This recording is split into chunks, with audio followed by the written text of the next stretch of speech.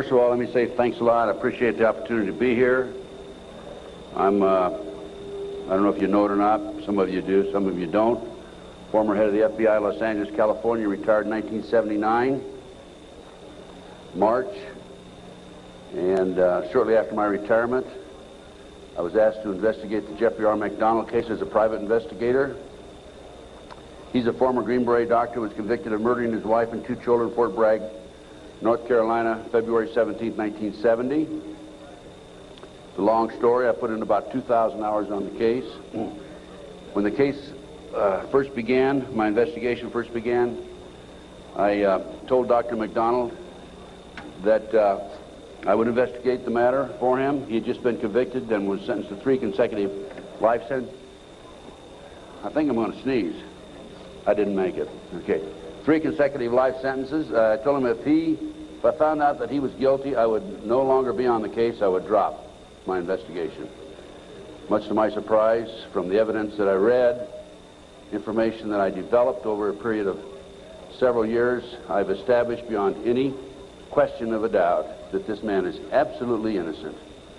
And on October 25, 1980, I obtained a signed confession from Helena Stokely, the girl in the floppy hat, if you know the case. By the way, there was a best-selling book, Fatal Vision, and a movie out on this. And the girl in the floppy hat said that Dr. McDonald did not commit those crimes. They were committed by my satanic cult group. And it was my initiation into the cult that night. And she gave me detailed information about the movement within the house that night, who did what. And I said to her, Helena, how do I know you're telling me the truth? And so one of the questions I asked her, the whole series of questions I asked her, and this is on audio video, in some instances the video, but always on audio. She said, I said, Helena, tell me about describe the jewelry box on the dresser in the master bedroom. And she described it right to a T. And just to make sure, I went down to Sears Roebuck and got a catalog and brought it back, and I said, Helena, pick out the jewelry box in this catalog that was on the dresser. She picked out the jewelry box. It matched. Also, she told me that she attempted to ride a rocking horse in the child's bedroom that night, but she couldn't ride it because the spring was broken. The only way she could have known that spring was broken was to have been there the night of the murders, February 17, 1970. So anyway, I submitted a 1,200-plus page report, actually 1,100-plus page, almost 1,200 pages, in March of 1981 to the FBI, Judge Webster, with a personal letter. He was director of the FBI. And I said, Judge, I believe this man is innocent, and he'd run out of money, and, you know, I've continued to work it as I usually do. And I think that the FBI should continue along the lines of my investigation. And much to my surprise, I started receiving, by the way, it also went to the FBI and to the U.S. Department of Justice, the Solicitor General's office. And much to my surprise, my witnesses, my 19 new witnesses, including Helena Stokely, started calling me and saying, hey, Ted, the FBI has interviewed me. They're trying to get me to recant. And I'm saying to myself, that isn't the responsibility of the FBI. The FBI is supposed to gather information, not destroy it. And that was my first clue that we had a serious problem in that case. And then I continued on, and I had a number of other cases that I handled privately. And in each instance, I noticed evidence was lost, destroyed, stolen. I noticed that there were strong indications of corruption. So I asked myself, now what's going on here? And over the years, I started gathering material until about 2 years ago. Up until about 2 years ago, I kept saying there's a loose-knit network operating in this country involving drugs, pedophilia, pornography, prostitution, corruption, etc., etc. 2 years ago, from my research, I'm convinced it's much more serious than that. It's more than a loose-knit network. It is a conspiracy. And you know how the news media comes after us and we use the word C, conspiracy, that C word, well, they can come after me all they like, because I guarantee you right here and now we do have a conspiracy, and I'm going to prove it to you here today. Now, one of the things that convinced me and really got me started in this regard, by the way, this conspiracy involves pornography, drugs, corruption, involves pedophilia, involves organized child kidnapping rings, the Finders out of Washington, D.C., CIA cover, covert operation, involved in the international trafficking of children, terrorism, bank accounts, and the word, and it goes on and on. By the way, I strongly urge you to go to my booth after this lecture and get my research, my book and my research on missing children. We're going to go into that a little bit in the lecture. But my Missing Children lecture documents that the Finders, an organization in Washington, D.C., this CIA front. It's a covert operation. They're involved in the international trafficking of children. And I have a U.S. Customs report, official U.S. Customs report, in my book on the missing children. So I urge you to get it. It's only $10. Now, if you buy any of my products, any of my research, I beg of you, I don't want you to buy it unless you make a half a dozen copies and send it to your friends, okay? The name of the game with me is not copyright. I could care less about copyright. The name of the game is education, education, education. We need to know what's going on in this country today. So anything, any of my research that you buy, please make copies and get them out to your friends. That's what it's all about. After one of my lectures, here's about 2 years ago, this is why I changed my mind from and using the word loose-knit network to conspiracy. After one of my lectures, a gentleman came up and gave me a book. He said, Ted, in fact, that lecture was specifically on the McDonald case. Ted, here's what it's all about. Take this book and read it. And this is the book, folks. It's called Pawns in the Game. Now, if you don't know this book, if you don't know of it, I urge you to buy it. I've been trying to buy it, but I noticed one of the vendors out here has it. And please, go get the copy of this book. I forget which vendor has it. What? CPA book. Yeah. I noticed they had 3 copies. Are you with CPA book? Huh? Richard Flowers is CPA. Richard Flowers. Go get this book when it's over and order some more copies. I'm going to order some myself and start selling them in my flyer. Anyway, it's called Pawns in the Game, and it's by William Guy Carr. William Guy Carr had the same problem I did. He wanted to know what's going on in America and around the world. He was a Canadian, however, and as a result of his research, he wrote this book. So we have the Illuminati. Now, the Illuminati was established in 1776 by a fellow named Adam Weishaupt. In 1773, he was commissioned by one of the Rothschilds, House of Rothschild, to put together an organization called the Illuminati. And he culminated his work in May the 1st, 1776. If you'll notice, that's a communist holiday. And we're going to have to move along pretty fast. This is actually a 4-hour lecture I'm going to give you today. We're going to do it in probably an hour and 15, 20 minutes. But some of his goals, and the goals that he was commissioned to set up, there were 25 of them. And here they are right here. Here's the beginning of it right here. And then rather than read each one of them, I'm going to summarize it, okay? Because we got a lot of work to get into. Number 1 issue was men are inclined to evil rather than good. Number 2 goal and issue was to preach liberalism. Number 3, use the ideas of freedom to bring about class wars. That's what we're doing today. Number 4, any and all means should be used to reach our goals as they are justified, any and all means. Number 5, their rights lie in force. We're talking about the Illuminati rights lie in force. Number 6, the power of our resources must remain invisible until the very moment when it has gained the strength that no cunning or force can undermine it. And if you will notice, it's been a very few people know about the Illuminati, so they have maintained their invisibility until most recently. Number 7, advocated mob psychology to obtain control of the masses. Number 8, use alcohol, drugs, moral corruption, and all forms of vice to systematically corrupt the youth of the nation. I mean, I don't need to document that one. How about South Central LA, CIA drug operations coming in there? How about Mena, Arkansas? Drugs coming into this country, arms and munitions going out. If you don't believe me, talk to Terry Reid, talk to Chip Tatum, talk to some of these other individuals who I know personally know.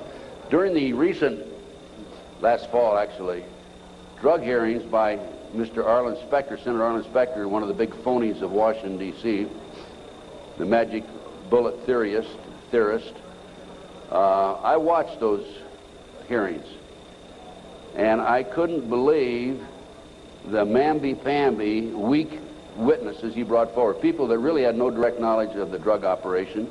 And that hearing was about bringing drugs into South Central LA by the CIA. I sent him a list of 16 names of people who had personal direct knowledge of drugs being brought into this country by the CIA. Never heard another word. None of those people ever appeared as witnesses. I might also mention in Oklahoma City, I sent my report, copy my report back to the committee. I sent them a fax and said I had information which would be vital to your investigation of the Oklahoma City bombing. That report, by the way, is also available to you. I urge you to buy it. Never received a response. Number 9, seize property by any means. We're seeing that on a daily basis. Farmers, businessmen, people who are arrested on nebulous charges, their property's being taken away from them. Here's an example right here. This lady right here, she lost everything. Everything. They've come out and raided her house twice, Linda. Twice, Linda. This lady had a house that she bought before her marriage. It was in her name, and they seized it. She no longer has that house. Number 10, deal with the use of slogans such as equity, liberty, fraternity into the mouths of the masses in psychological warfare. Boy, if that isn't Bill Clinton, I never saw it, never heard it before. That man is unbelievable. As former Congressman Dennemeyer describes him, he's a draft-dodging, womanizing, pathological liar, and he certainly fits into item number 10. Number 11 dealt with war, number 11 theory and goal.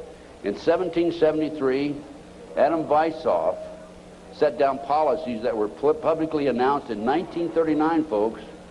1773, publicly announced 1939 by Britain and the United States.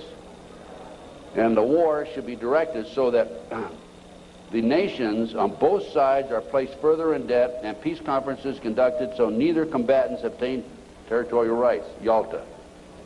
Perfect example. Stalin, Roosevelt, Winston Churchill after World War II. Number 12. Told those present that they must use their wealth to have candidates chosen to public office who would be obedient to their demands and would be used as pawns in the game by the men behind the scenes. The advisors will have been bred, reared, and trained from childhood to rule the affairs of the world. We have that today without any question. The men behind the scenes. Number 13, control the press. If you heard my lecture yesterday on Oklahoma City, I documented that the mainstream media is being controlled by the big power people, by the phony politicians, by the bureaucrats, without any question about it. Information in the media, I have an itchy nose today. Maybe I'm going to kiss a fool or something, okay? We have a documentation of that, and I have that in some of my lecture material out here and also my books. Number 14, their agenteurs will come forward after fomenting traumatic situations and appear to be the saviors of the masses when they are actually interested in just the opposite, the killing of the masses. The riots in Watts, the riots in South Central LA, folks.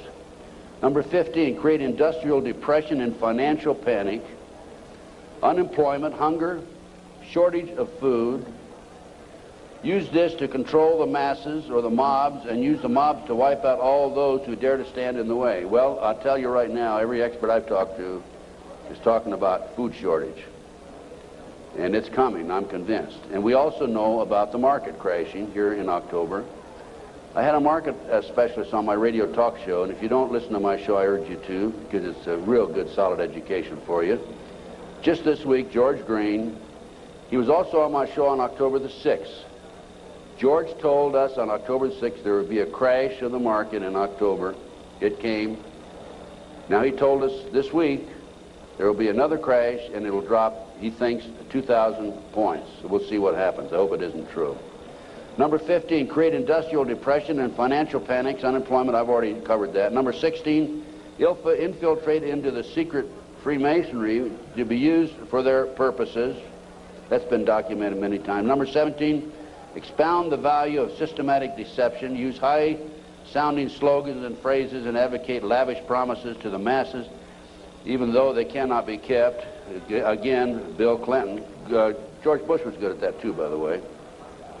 What's the difference between the Republicans and the Democrats high up? Nothing. Zero. You know, Mr. A, who has a booth next to mine, mysterious Mr. A, he talks about subliminal messages. If you look at the logo of the Republican Party, you know the elephant with the 3 stars across the top? Well, if you look at it today compared to 2 years ago, the stars have been inverted. The point used to be at the top 2 years ago. Now, the point's at the bottom. Satanic, folks. I can't say for sure, but that's a subliminal message. Inverted stars. Number 18, detail plans for resolution. Discuss the art of street fighting, which is necessary to bring the population to a speedy subjection. Number 19, use their agentures as advisors behind the scenes after wars through secret diplomacy to gain control. Number 20, establish huge monopolies toward world government control. We're seeing that today, the huge monopolies. Number 21, use high taxes and unfair competition to bring about economic ruin by controlling raw materials, organize agitation among the workers, and subsidizing competitors. GATT, NAFTA. Number 22, build up armaments with police and soldiers sufficient to protect our interests. A few years ago, we had 11 federal agencies that were authorized to carry sidearms, firearms. Now we have 39. Number 23, members and leaders of the one world government would be appointed by the director. Okay, Presidential Directive 25 allows the president, by the way, this is classified, secret, not available to the general public, allows and orders that the President of the United States, in the event of a conflict or a crisis in this country, transfers the power, his powers, over to the Secretary General of the United Nations. Number 24, infiltrate into all classes and levels of society, of government, for the purpose of fooling, bemusing, and corrupting the youth members of society by teaching them theories and principles that we know to be false. This is the outcome-based education program being shoved down our throats by the United Nations. Number 25, national and international laws should be used to destroy civilization. There's talk about the world population being decreased to 500 million, the United States population being decreased to 20 million. And we look at the war that we had in the Gulf War syndrome. Look at the people that died there. There were 700,000 troops, American troops there. 4/5 of them today cannot even do a push-up because they're so ill and so sick. They've been washed out of the service. We have a new army, basically. And the story goes on and on. Okay. What are we talking about here? There's a considerable overlap in the United States from the various groups, organizations, individuals, whatever you want to call it. But one of the driving forces behind this movement, the Illuminati, is the satanic cult movement in this country today. Now, when Alina gave me that signed statement, I said, what in the world is this all about? I don't know anything about Satanism. I'd heard the word, and that's about it. From the Bible, of course. So I began my little journey forward. And one of the matters that I developed information about was an individual I learned about was Aleister Crowley. He likes to have his name pronounced Crowley to rhyme with holy. And the Satanists today, and for the number of years in the past, have basically used his philosophy and his writings as a guide. And so let's talk about some of his writings and teachings. And here we have Of the Bloody Sacrifice.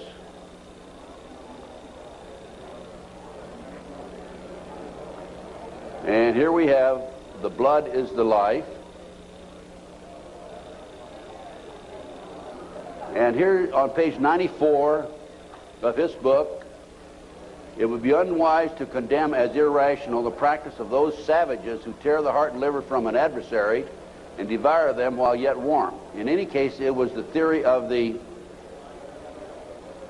ancient magicians that any living being is a storehouse of energy varying in quantity according to the size and health of the animal, and in quality according to its mental and moral character. At the death of the animal, this energy is liberated suddenly. The animal should therefore be killed within the circle. We're talking about the satanic circle, or the triangle, as the base may be, so that its energy cannot escape. An animal should be selected whose nature accords that with that of the ceremony. Thus, by sacrificing a female lamb, one would not obtain any appreciative quantity of the fierce energy useful to a magician who was invoking Mars. In such a case, a ram would be more suitable, and this ram should be virgin. The whole potential of its original total energy should not have been diminished in any ways. And now listen to this sentence, folks, closely. For the highest spiritual working, one must accordingly choose that victim which contains the greatest and purest force. A male child of perfect innocence and high intelligence is the most satisfactory and suitable system. We're talking about human sacrifices. There are, in my estimation, over 3 million practicing Satanists in America today. Now, how did I come up with those figures? I have informants. I have an informant in South Central LA, population of 200,000, told me there are 3,000 practicing Satanists in that area. That's where the famous, well-known case, McMartin case on the preschool took place. I have an informant in Lincoln, Nebraska, told me 3,000 practicing Satanists. Lincoln, Nebraska, town of 200,000, South Bay area, Manhattan Beach area, about 200,000. How much time? I get more than an hour today. So just crank up your cameras. Huh? I'm going to take an hour and a half. Okay? I'm going to take every minute I can give to you folks, because you need to soak this into your brain. Iowa City, Iowa, town of 150,000. 100,000, 1,500 informants. That averages out about 1.5% of the population. Anyway, this is, we're talking about human sacrifice. About 50 to 60,000 individuals are sacrificed every year. There are 8 basic satanic holidays. There are other holidays for the various covens, but there are 8 basic ones that they all honor. Now, one of the practices, this is another book of Aleister Crowley. One of the theories, we talked about human sacrifice, okay, there it is, right in their book. I mean, I didn't invent that. That's there. Another aspect of their religion, if you want to call it religion, by the way, the federal government does recognize the satanic movement as a religion, yet in Linda's case, the word Satanism was brought up by her husband's defense attorney. They sealed the records, have not made it available, and when she writes to her children and says, believe in God, she gets a letter back from these people saying, you can't mention God in your letter to your children. That's just an example, okay? Okay, we're talking here about the 666, that's the beast, that's Aleister Crowley himself. Moreover, the beast 666 advises that all children shall be accustomed from infancy to witness every type of sexual act, as also the process of birth, lest falsehood fog and mystery stupefy their minds, whose error else might thwart and misdirect the growth of their subconscious system of self-symbolism. What we're talking about there is children from birth being exposed to sex. These people, the satanic movement in the world, has set up preschools throughout the world for the purpose of getting their hands on our children. The parents drop them off at 9 in the morning, come back and pick them up at 4, 3, 4, 5 at night. In the meantime, in many of these preschools, the children are exposed to sex from the time of birth. In Linda Wiegand's case, it's exactly what happened. These children have been exposed to sex from the time that her ex-husband got his hands on those babies right up to the present time. And I have a page missing, and I'll have to dig that one up some. I don't know what happened to that page. Maybe the Satanist got it. It may therefore be considered improper as a general rule for your sexual gratification to destroy, deform, or displease any other star. Mutual consent to the act is the condition thereof. It must, of course, be understood that such consent, and we're talking about sex now, is not always explicit. There are cases where seduction or rape may be emancipation or initiation to another. Such acts can only be judged by the result. What they're saying is, it's all right to rape somebody. I mean, if they don't consent, it's all right to rape them because it's for the cause. Let's talk about the McMartin case. In April 1985, authorities went to the McMartin case and looked for tunnels under the school. The children had said that they were taken into tunnels under the school. There was a chamber down there. They were sexually molested. That involved ceremonies, adults with robes, candles, chanting. Adults had no clothes on under their robes. And they were taken up into a tunnel and a triplex, a bathroom trapdoor of the triplex next door. They were taken out in automobiles. We're talking about 2, 3, 4-year-old children, folks, and prostituted in the community. The authorities received this complaint in 1983. They began their investigation. The authorities finally, in 1985, went out and decided to look for the tunnels because they said the children were hallucinating. The children also said that they were taken by air up into a mountainous area where they were exposed to satanic ceremonies based on what they described, and brought back in time for the parents to pick up the kids. So the authorities didn't find anything. We're getting off. Pull those next slides.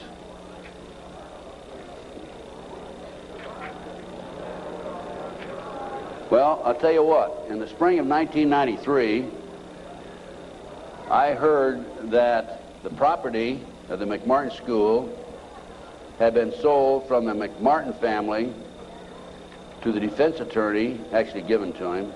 He didn't make enough off the county. His bill was only $3 million. And from there, he said he was broke and he sold it to a contractor. The contractor was going to build an office building on the space. And I heard that the contractor had this property, and so I went out and contacted him. And I said, dear sir, I would like to have access to that property. He said, I'll give you 2 weeks. I signed a contract, assumed liability, and along with some of the parents, we hired an archaeologist from UCLA, Dr. Gary Stickle, knowing full well that I'm not qualified to say there's tunnels under there, even if I found them. And we began our dig. At the end of 2 weeks, I had to stall, because Dr. Stickle was not quite ready to admit there were tunnels. It took us 34 days. At noon the 34th day, with the bulldozers, with their motors running, ready to knock the building down, he was going to knock the building down and then build this office building. Dr. Stickle said, you know, I can say without any question right now, there have been tunnels under the school. They were filled in. Now, I'm going to show you the documentation on the tunnels. This is it. No, keep it there. Keep that there. This is the what we found. This is a preliminary report. I have a 186-page scientific report available to you out here if you're interested, by the way. We found a 9-foot wide subterranean entrance under the west wall of dog room. There were 4 classrooms. That was Ray Bucky's room. By the way, Virginia McMartin and Ray Bucky were tried. Virginia, the grandmother, was acquitted. Ray had a hung jury. And we found these tunnels in the middle of the second trial of Ray Bucky. They could have been used to convict him. We called the prosecutor. He sent his investigator out, Mr. Perez. Mr. Perez told me, I don't want you entering in my conversation with the archaeologist. I said, why? He says, you're too argumentative. And I said, well, okay, you go in and talk. I'll just keep my mouth shut. We went in, he talked, and he argued with the archaeologist. Here's an investigator not qualified to talk about tunnels. He said, there aren't any tunnels there, and the archaeologist, of course, argued. But anyway, they didn't use that evidence, strong evidence, in the second trial. They ignored it, right in the middle of the second trial. I might mention this. The children identified professional football players, professional baseball players, household name actors, actresses, and the son of the leading politician, not a leading politician, the leading politician in Los Angeles as being perpetrators. Okay, we found an avocado tree root cut on both sides of the entrance, and I'll show you this in just a few minutes. The entrance of the tunnel, as I said, it was 9 feet across the top, and on one side was a live avocado root, on the other side was a dead avocado root. They had to cut that out. We have this, by the way. We found a plastic Disney bag, copyright 1982, about 4.5 feet below the classroom floor, and 3 to 6 inches in from the entrance and under the foundation. Now, the reason that plastic Disney bag is so important is because we think that they filled the tunnel in 1982 when the complaint was initially brought to the attention of the authorities. I said 83 earlier, it's 82 when the complaint was made. And when they filled it in, the plastic Disney bag somehow or other flew in there as they were filling it in and nobody noticed it. Now, who says there is no God, right? What documentation, fantastic documentation, that tunnel, the entrance to that tunnel, this is right at the entrance, was filled in 1982 or sometime subsequent to 1982. Mr. Ken Lanning, the outstanding, know-it-all FBI expert, behavioral science, says that I took that garbage bag in 1993 out of a trash can and placed it there, that I planted evidence. Of course, Mr. Lanning says there's no organized satanic movement in this country today. There's only a few dabblers here and there. Thank you, sir. We have another 3 hours to go. Okay, can you hang in there? Okay, the tunnel proceeded south, then 45 feet through classroom 4 and 3 and north, then 10 feet within the classroom 4. The tunnels were 30 inches wide, 44 to 46 inches deep, with the top of the tunnel 30 inches under the classroom floor. The children were able to walk through it. We're talking about young kids now, right? The adults had to stoop down and walk through it, but they could do it. The tunnels were built in kind of a triangular, or I should say a semicircle type, so that they had natural support, I guess. These people know everything. They are brilliant. The footing between classroom 3 and 4 was arched, where the tunnel passed underneath it, and 12 inches shorter in depth at this location than the same footing 12 feet to the north. I'll show you that in just a minute.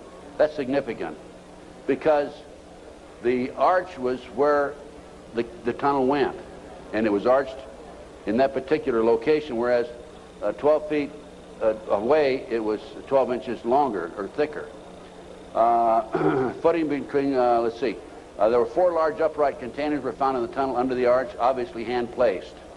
A 9-foot wide chamber was found along the tunnel across classroom 4. The top of the chamber and the top of sections of the tunnel had layers of plywood covered with tar paper, which had apparently been supported by cinder blocks and 2x2 and 2x4 wooden posts found underneath. Tunnel features made it evident that the tunnels had been hand-dug. The 7-foot tunnel extended into the triplex next door. Tunnel extended from the bathrooms off the office and classroom 1 to the front yard of the triplex next door. Front yard concealed from the street by a 3-car garage. Children described the entrance and exiting tunnels in the triplex yard exactly where the tunnels and exit were found. A 39 by 41 inch area under a hole cut in this neighbor's bathroom floor had been excavated and subsequently tilled. Now, that was where the kids told us ahead of time that they were taking it up in a trapdoor in this bathroom.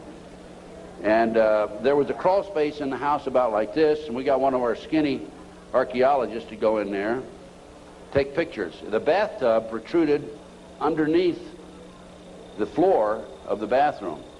There was a bathroom in the back of the same building in another apartment. It did not protrude there. This was the space we're talking about, 39 by 41 inches. Just enough room for a kid to come up and be taken out. Other significant facts: small white plastic plate with 3 pentagrams, hand-drawn on the top of the light green paint, was found by the archaeologists. Pentagrams were hand-drawn by an adult and not part of the manufacturer's design. Many other artifacts were found whose analysis will be released upon completion of the test. The analysis has been released. That's the scientific report I told you about. No doorknobs were on classroom 3, only a dead bolt lock. Each classroom had an on and off switch which was labeled fire alarm. The system did not connect to the fire station but was used as an alert within the school if somebody came around. More than 2,000 artifacts were found under the school floor, including over 100 animal bones.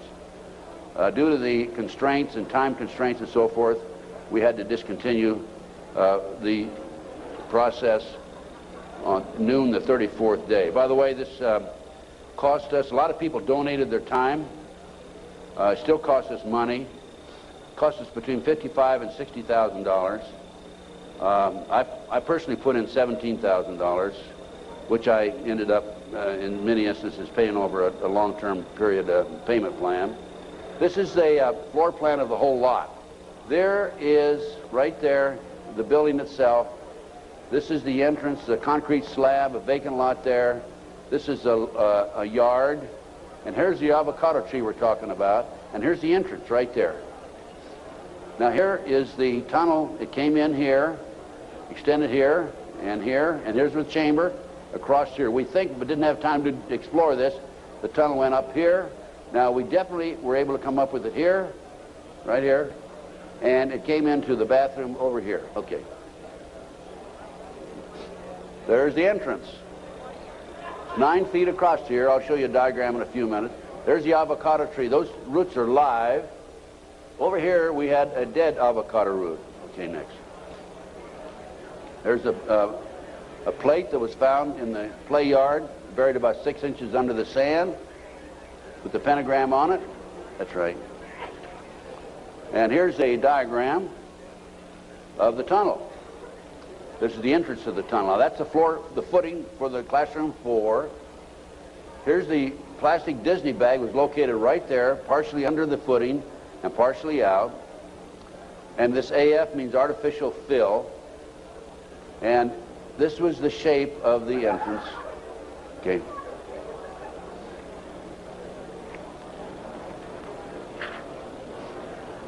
Here's your diagram. These are your drawings. Artificial fill. Here's the avocado root there. Here's the dead root over there. Distance 120 or 21 inches below and 14 inches below the footing. There's the avocado root there, live avocado root. And these are all diagrams by the archaeologists. Good documentation. There's the roots themselves. That shows you the size, 2 centimeters. Next. There's the plastic Disney bag. Turn it over. There's the plastic Disney bag. Disney, classroom 82, 83. Sandwich bag. It was a sandwich bag. This shows the arch of the tunnel. Now, the school was built in 1966, which means the foundation was laid then. And here's your arch. And this is from classroom 4 here into classroom 3 over here. And it was 12 inches higher over to the left. Go ahead. There's yours truly looking up. This was in classroom 4, as I recall, and this is where the tunnel extended, right along here. Now, the reason the tunnels have been filled in, you have to understand that, and the reason the archaeologists could say that they were filled in is because the texture of the dirt that had been filled in was different than the natural texture. Okay. Just turn it off for a minute. In addition to the tunnels, I developed information that an abandoned satanic site was in Crestline, California. Crestline, California is in the mountains. The kids said, remember a few minutes ago, they were flown by jet, or flown, they didn't say jet, into the mountains. There's an airport 10 minutes from the McMartin preschool. It's Hawthorne Airport. There's a landing strip in Crestline. I heard about this abandoned satanic site, and I went up to the site, took pictures. And this is what I, by the way, before I go on with this, I called the prosecutor in the McMartin case. And I told her, hey, I think I know where the children were taken. If they weren't, it's certainly worth looking at. And I will be glad to make this information available to you. And if you want to have the children go up and look at this abandoned satanic site, we can. She said, we're not interested. They weren't interested in hardcore evidence, the tunnel. They weren't interested in this abandoned satanic site. Go ahead. This is what we found. 666, one of the satanic signs. That's a stone on the site. The house had been up here. The day after the McMartin case broke in the news, the house burned to the ground. And it was here. The street's on the other side of the hill. You cannot see the site, this area down in here, from the street. You have to go in, would have to go in through the house and come down. And this, you can see it's quite elaborate. There's my associate, Judy Hansen, who works with me in L.A. And next. This is looking at the opposite direction of the picture we just took. And you can see there's San Bernardino down in there. And you can see that on the side of a mountain like that, nobody's going to find it unless you fly over with a helicopter. That's probably an altar, flattened stone. Also an altar, another altar that had been broken. This is, of course, you recognize the star. Now, this is a satanic symbol. Put the next one up. Hold the first one. There it is right there. Put the first one back on. Now overlay them. Turn it around that way. Okay, any question about that, folks? No. Now let's read what that says.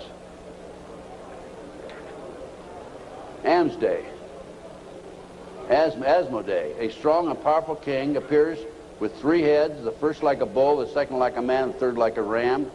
He has a serpent's tail, the webbed feet of a goose, and he vomits fire. He rides the infernal dragon, carries lance and pennon, and is the chief of the power of Amaman. He must be invoked, be bareheaded, or otherwise he will deceive. He gives the ring of virtues, teaches arithmetic, geometry, and other handicrafts, answers all questions, makes men invisible, indicates the place of concealed treasures, and guards them if within the domain of the Amaman. Oh, what do we got here? Another satanic symbol. You think that wasn't a satanic site? Overlay it. Okay. Is that it? The other way around, isn't it? Yeah. Flip it around. Okay, there you go. Okay, now let's read what that sign means. That is the seal of Amsman scale. I guess no, that's the wrong. That's the one before. Belial, a mighty king created next after Lucifer, appears in the form of a beautiful angel seated in a chariot of fire and speaking with a pleasant voice. He fell first amongst the superior angels who went before Michael and other heavenly angels. He distributes preferences of senatorships, causes favors of friends and foes, and gives excellent families. Familiar. He must have offering and sacrifices made to him. Next. And there's another satanic sign. I couldn't make that one out, so I couldn't match it with anything. obviously. Here's some ovens.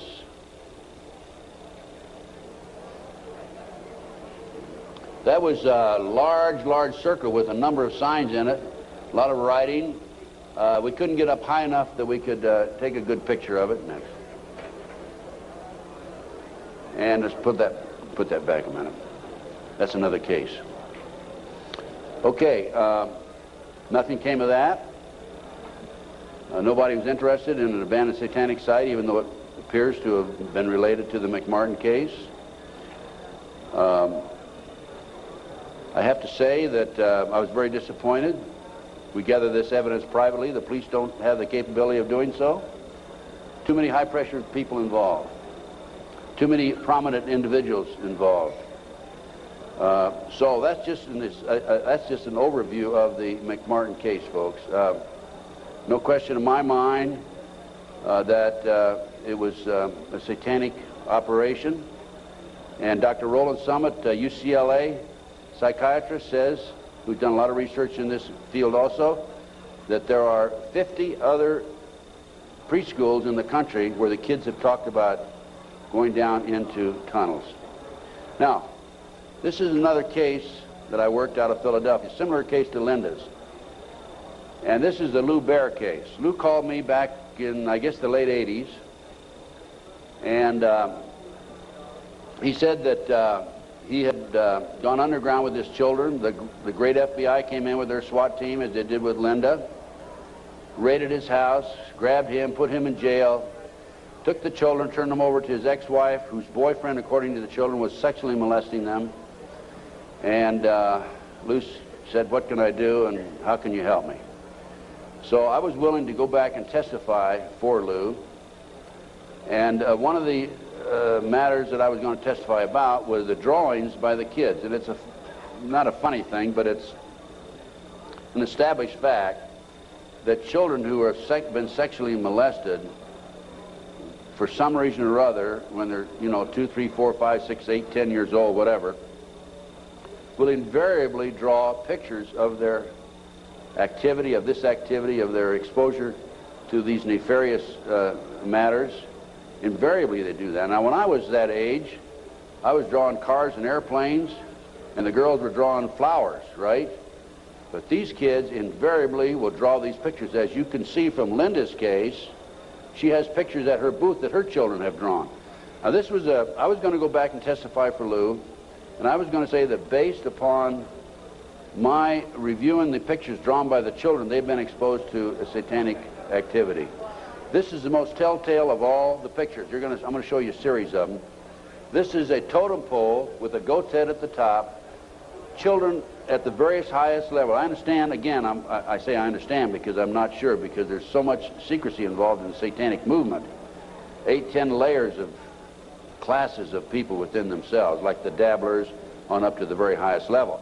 But from my sources and my informants, I've been told that the various highest level of Satanism, you will have the totem pole, which is usually 3 to 6 feet tall, made out of wood, with the goat head at the top. So I was going to testify that based on my experience, that these children were exposed to the highest level of Satanism mainly because of this drawing right here, the goat hole, the totem pole with the goat's head. The judge would not allow me on the witness stand. I flew all the way to Philadelphia from Los Angeles, wouldn't allow me to testify. These are some of the other drawings. This is a body on a slab, undoubtedly an altar where they sacrificing blood, the genitals. And let me mention this also. Children who have never been sexually molested in a recent study, not a recent study, a study back about 7 or 8 years ago, children who have never been sexually molested do not draw the genitals. Children who have been sexually molested, a high percentage of them draw the genitals, and so children who have been ritualistically sexually molested, a higher percentage will draw the genitals. Little Matt Bear drew a picture of people, a fire, baby being thrown in the fire, human sacrifice, obviously. An altar, bone, liver, blood, kitty. And another ritual ceremony. Here's trees, people, fire. And another, people have no cloth on, he says. Table, knife, devil. Okay, that's the Lou Bear case. Now, I think we're gonna we got just a few more minutes, and I want Linda to take the podium, talk about her case. But I'm going to run through these next slides real fast, Linda. 100,000 children disappear every year per Reader's Digest, July 1982. Next. This is the official U.S. Customs report that establishes the great CIA, under the name Finders, a covert operation, is involved in the international trafficking of children. It's about 9 or 10 pages long. We'll just flip through the pages. If you want to take a look at this report, go to my table and take a look at it. And if you want, please buy it. It's $10. Make copies. Get it out to your friends. Okay, keep going. Just go real quick. Keep going. Go to the last page. Just flip them and then just go to the last page. That's how long it is. Keep going. And some more. That's it. Okay. The way this case came about is a group of children were seen in a park in Tallahassee, Florida in 1987. The police were called. The men were well dressed. They had a van. Police came out, talked to the kids. The kids said that they were en route to Mexico to a smart school. And the police traced that van back up to the Finders in Washington, D.C. They raided the Metropolitan Police Department, raided the Finders headquarters and also a warehouse. And they found all this paraphernalia. They found information about international trafficking of kids all over the world. The Finder, based on my research subsequent to that, again, CIA covert operation. The customs agent was called into it because of the possibility of pornography, and I guarantee that there was pornography involved. Guarantee, okay? Now, this report, this was his report. Again, this is available, Missing Children, $10 in my booth. This report is the final interview by the customs agent when he attempted to go over and get more information than he'd already developed. Okay, let's just go over this. Leave it there, leave it there. Yeah, leave it there. Okay. April 2, I arrived at the Metropolitan Police Department at approximately 9 a.m. Detective Bradley was not available. He was the detective who was supposed to help him. I spoke to a third party who was willing to discuss the case with me on a strictly off-the-record basis. I would advise that all the passport data had been turned over to the State Department for their investigation. They found passports in the van. The State Department, in turn, advised the Metropolitan Police that all travel and use of the passports by the holders of the passports was within the law and no action would be taken. This included travel to Moscow, North Korea, and North Vietnam during the late 50s and mid-70s. Folks, it was illegal to travel there to those countries during that period. The individual further advised me of circumstances which indicated that the investigation into the activity of the Finders had become a CIA internal matter. The Metropolitan Police report had been classified secret and was not available for review. I was advised that the FBI had withdrawn from the investigation several weeks prior, and that the FBI Foreign Counterintelligence Division, that's FBI headquarters, by the way, had directed the Metropolitan Police Department not to advise the FBI Washington field office, that's the field office, of anything that had transpired. No further information will be available, no further action will be taken. No action will be taken. The case was closed, and here we have a CIA internal matter. The Finders group, the Finders case organization was founded by a CIA agent back in the early 60s, and here we are, 1987, still operating. I have the man's name, I have all the information on it. A real quick overview: CIA experiments with mind control on children, MK Ultra. This is an outstanding article. It's available in that same report. Just flip the pages. Keep going.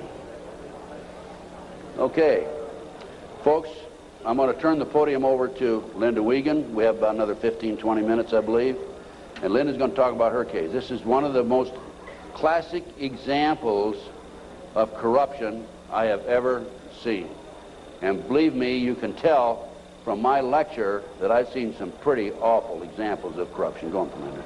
Linda Wiegand, my friend, God bless her. She's a fighter.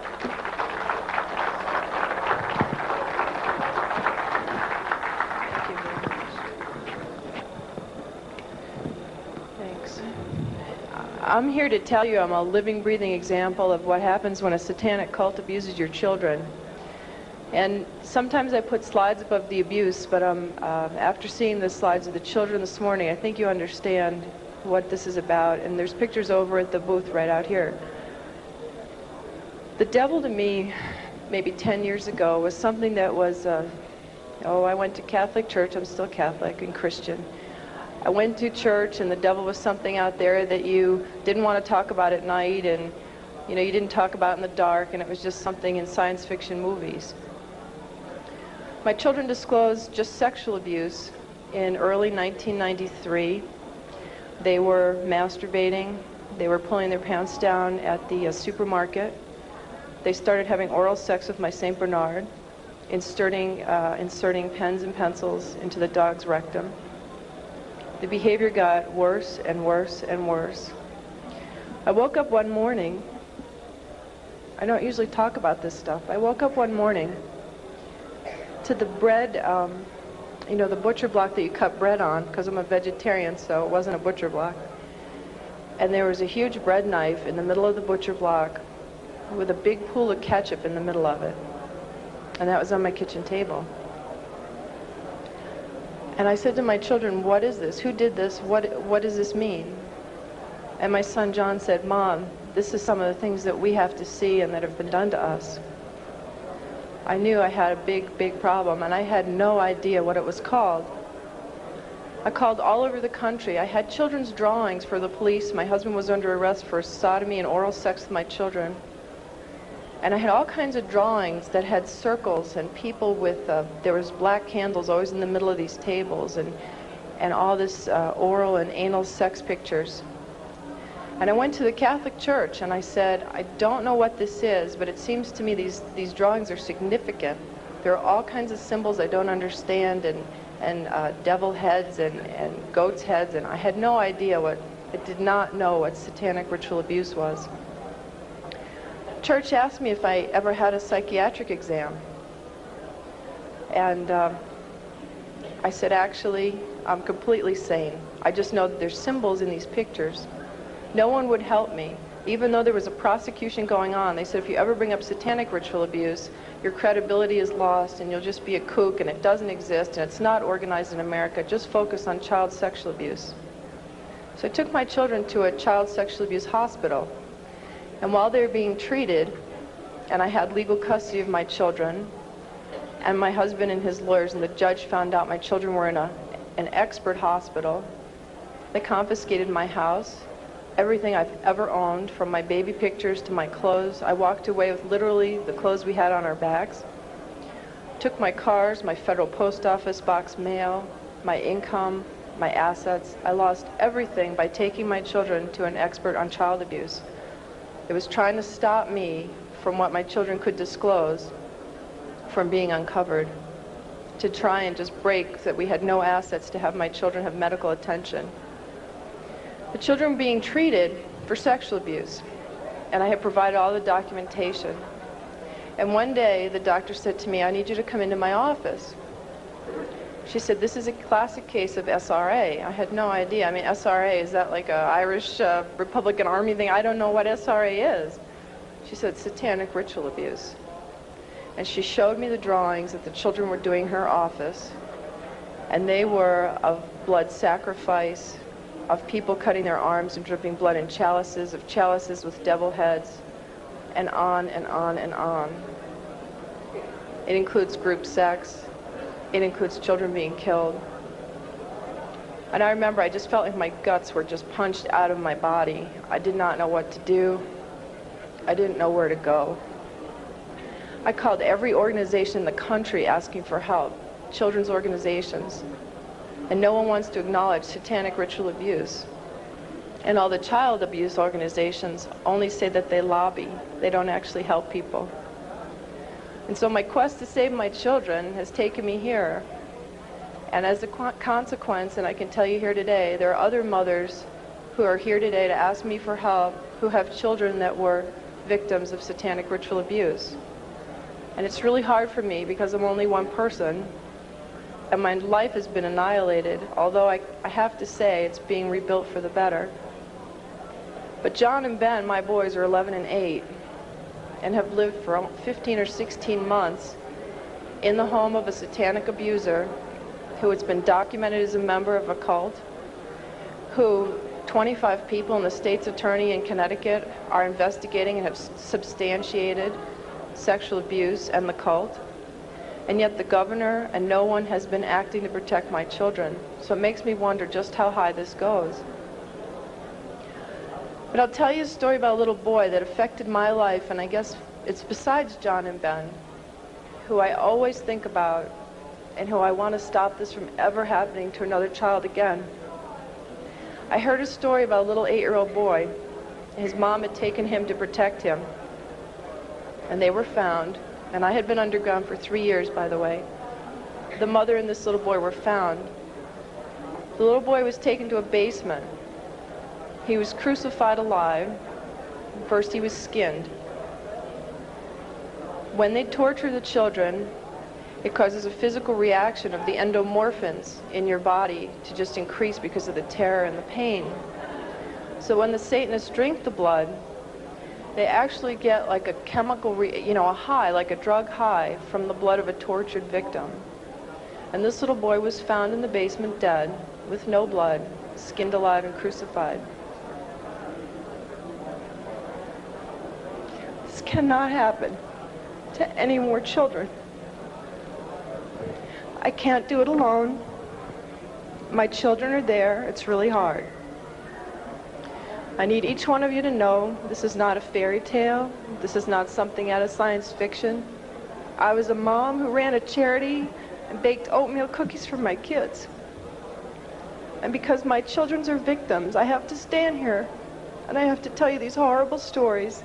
And I could tell them all day and all night, because both Ted and I get letters and calls for people begging for help all over the country right now. And the only way we can help them is to help save John and Ben first, set the precedents. We will not tolerate this anymore, not only to the children, but to our own lives. And we will not tolerate this. We must stand together. And I ask you to please, especially prayer and donations and letters, and help me save John and Ben. And then the rest of us are forming a task force to go around the country and start saving everybody else. Thank you very much.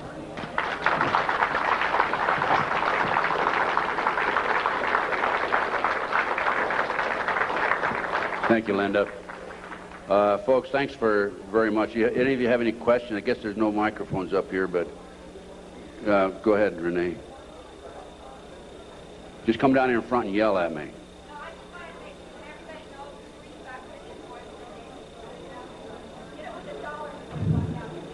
It's immediately behind this curtain on the left, and if you can just go put a few dollars in the basket there, it'll help. What we have now is we have a team of investigators organized in Connecticut. Many of them are working on a voluntary basis. Some are charging a minimal amount, the discount rate. We have attorney fees. We have filing fees to file the civil rights federal violation case against the 4 judges. And the state of Connecticut, which was filed here about 10 days ago, cost us $1,000.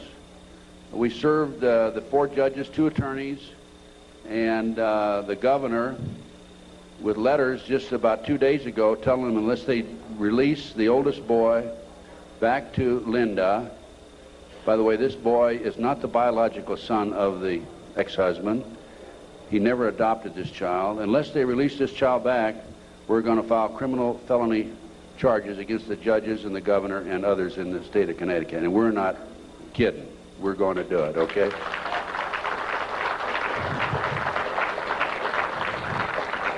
We have been working with a friend of mine. I brought him into the case, Jack Firm, a paralegal, Las Vegas, and he's probably one of the most brilliant men I've ever known.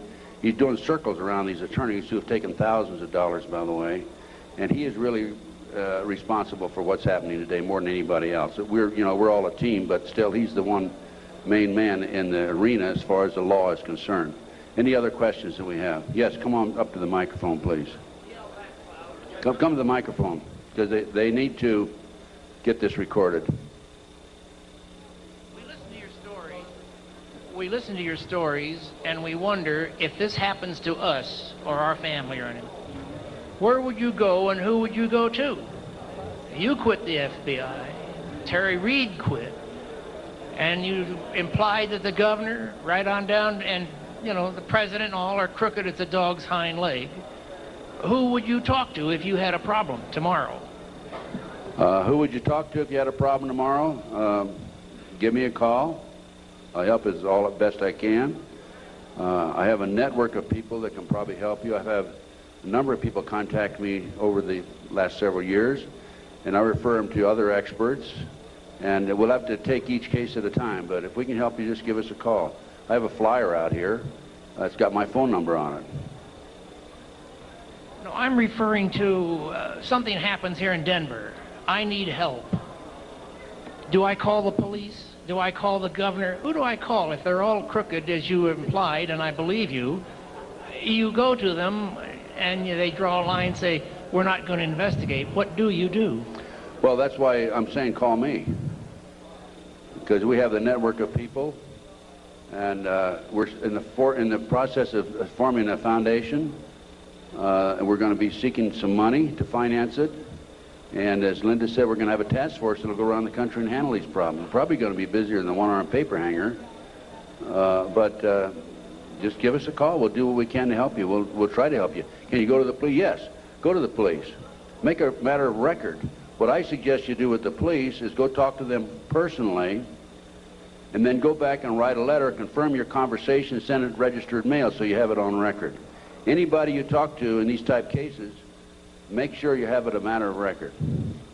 Certified mail. Yes, question. Yes, will you name public profile figures that were suspects out in the California case? The people that were named by the children? Can you do that? No, I can't name them because I can't prove it. All I can tell you is what the kids said. And the kids, they basically have said that the children were not credible. And I think if I said anything, I'd be open myself to a lawsuit. I'm not afraid. If I could name them without being sued, I would. But believe me, they're very prominent people. They're household words. What elements of possible satanic abuse do you see in the John Bonet case? Interesting question. What elements of possible satanic activity do I see in the Bonet case? I can't prove it. From the day that case broke in the news until today, I see signs of it, indications of it. The tourniquet around the little girl's neck. One of the practices that they have in their mind control activity is to take a child right up near death and then bring them back from close to death. I would suspect that that's a possibility here, that they took this child too far and the child passed away. I don't know again, but I'm saying based on my experience and expertise, good possibility of that. I'd say there's a good possibility that, in fact, I'm confident that the family knows much more than what they're telling. The fact that they were not cooperative for a number of months would indicate that. My instincts tell me that. I would have to say she was probably a victim of a pedophile operation or a pedophile ring, which dovetails into Satanism and cult activity. Any other questions? Well, thanks, folks. I enjoyed appearing before you, and I hope you learned something. Go buy some of my research and make copies and pass it out. Education.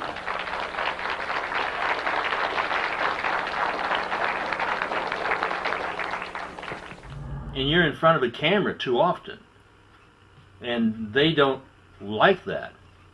When I first met you 30 years or so ago, you came in to see my mother. I didn't trust you. I said you were the FBI, and I was calling the FBI because I knew that things were going on. Is the agency today what it was 40 years ago? The FBI today is not the agency it was 40 years ago. And I'm convinced that the FBI today has been infiltrated by the Illuminati, as has the CIA, as has military intelligence, as has NSA, and I think our government's being run by the Illuminati, to be honest with you.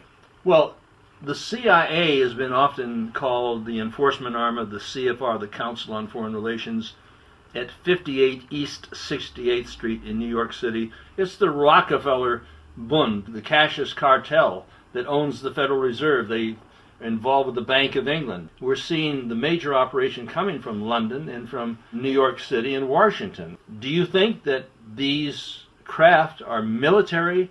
Is this done by, do you think Leon Panetta is flying out the military, or is this private contractors, possibly through Evergreen Air, that would be putting these dispersants upon us? Well, I believe, since you have the Lincoln, Nebraska Air National Guard involved, I would say it's government. I don't think it's private contractors, but I don't know. Well, we got a different opinion here, but there are those who are watching this show right now who know there are pilots that would like to come forth.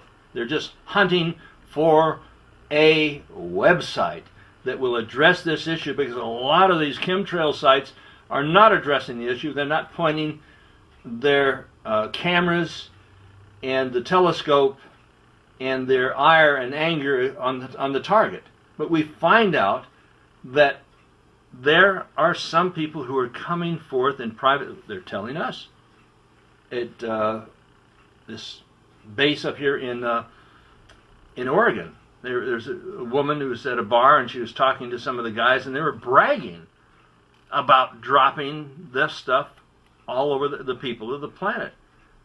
What is the mentality of somebody like that? Are they like the guards at Auschwitz and Dachau? I would guess the mentality of these people who are doing this, there could be mind control victims, or I would say the military, and they do what they're told. Like you mentioned a few moments ago, this fellow that was in a firefight, he didn't know who he was shooting at or why he was shooting at him. But the thing that bothers me is, don't these pilots know that they're putting death dump on their own families? Okay? That would bother me if I was doing this and dumping this poison on my own family. And I don't understand it. I can't understand it. I can't explain it either. What are you going to tell them? Look in there. I'm telling the pilots to come forward, and we'll put you on camera without using your name and your face. We'll blank out your face. Write to me at 6230A Wilshire Boulevard, Unit 6, Los Angeles, California, 90048. Write me a letter, tell me who you are, and I'll arrange to put you on camera.